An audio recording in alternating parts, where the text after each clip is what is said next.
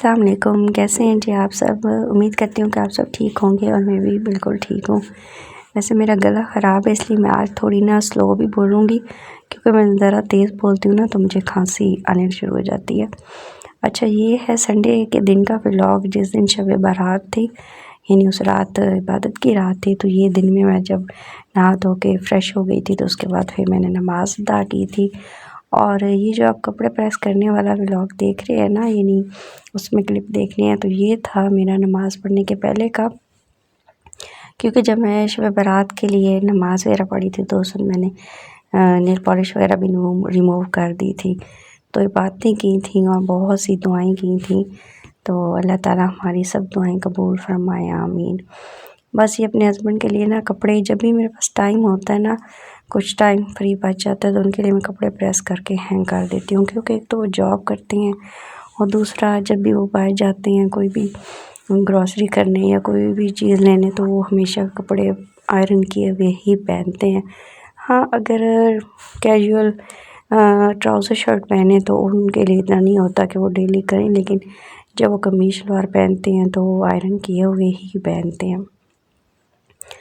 बस मैंने कहा था कि अपने सारे काम दिन में ही ख़त्म कर लूँ, क्योंकि रात को इबादत करना थी, तो इसलिए बस अपने काम मैं अपने ख़त्म कर रही थी दिन में। उनकी ये प्रेस करके ना पहले भी 2 हैंग किए हुए थे, तीसरा भी कर रही थी, क्योंकि उन्होंने रात में एक मेहंदी भी अटेंड करनी थी।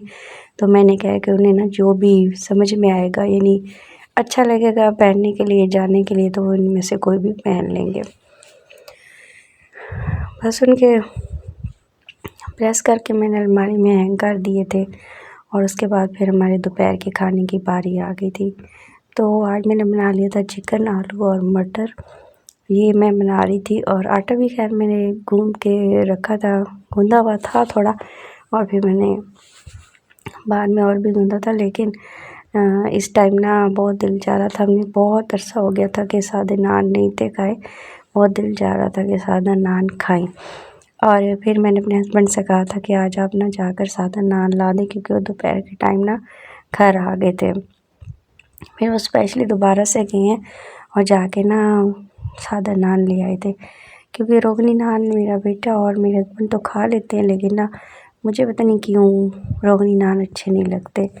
तो ले आए थे, गर्म ही थे, मुझे बहुत मज़े के लगते हैं जब ऐसे सालन बना होता है ना, तो उसके साथ नान खाती हूँ तो बहुत मज़ा आता है। फिर हम लाउंज में ही खाना खाते हैं, तो मैं टेबल पे सारा कुछ रख रही थी और उसके बाद सालन को ना ठंडा हो गया था, जब बना के रखा होता फिर दोबारा से गर्म किया और गर्म करके फिर मैंने लाउंज में खाना लगाया। तो अच्छा, बाज़ घरों में ना जो भी बने तो बच्चे खा लेते हैं। हम तो खैर बचपन में जब सब बहन भाई छोटे थे ना, तो हमारे घर में जो भी चीज़ बनती थी तो हम खा लेते थे। लेकिन आजकल के बच्चे तो पता नहीं क्या है कि हर चीज़ में ना नुक्स निकाल रहे होते हैं, कोई भी चीज़ उन्हें अच्छी नहीं लग रही होती। तो मेरा बेटा भी ना मटर बिल्कुल लाइक नहीं करता, राइस में डाल दूँ तो फिर भी खा लेता है, लेकिन अगर सालन में डालूँ ना तो उसके लिए स्पेशली से आलू डालने पड़ते हैं।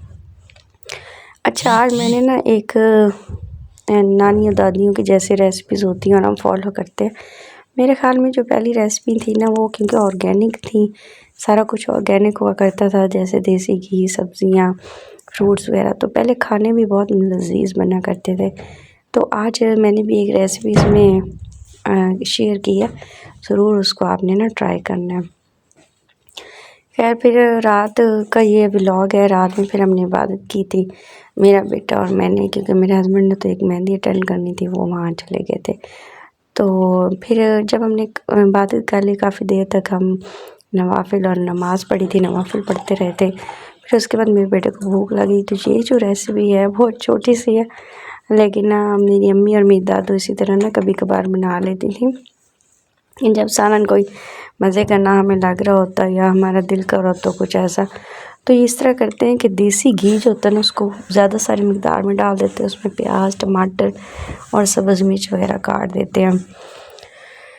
बस स्पाइसेस बहुत ही कम डालते हैं, सिर्फ नमक, थोड़ी सी मिर्च, सुर्ख और काली मिर्च अगर डालना चाहें तो। बस जब ये सारी सब्ज़ियाँ जो इसमें डाली है ना ये नरम पड़ जाएं और खुशबू सी आने लग जाए, घी भी पक जाए, तो इसे ना ये बन जाती है। बहुत मज़े की रेसिपी है। देखने में शायद आपको इतनी मज़े की ना लगे, लेकिन मेरा बेटा ना उसे मैं कभी ऐसे बना के दे दूँ जैसे उसकी फेवरेट कोई सालन नहीं होता, तो उसे बहुत वो पसंद करता है। फिर जब बहुत देर हो गई थी ना तो उसने मुझे कहा मम्मा मुझे बहुत भूख लगी है। ज़ाहिर है सालन तो वही पड़ा हुआ था चिकन वाला और आलू मटर, तो उसने कहा नहीं मैंने वो नहीं खाना।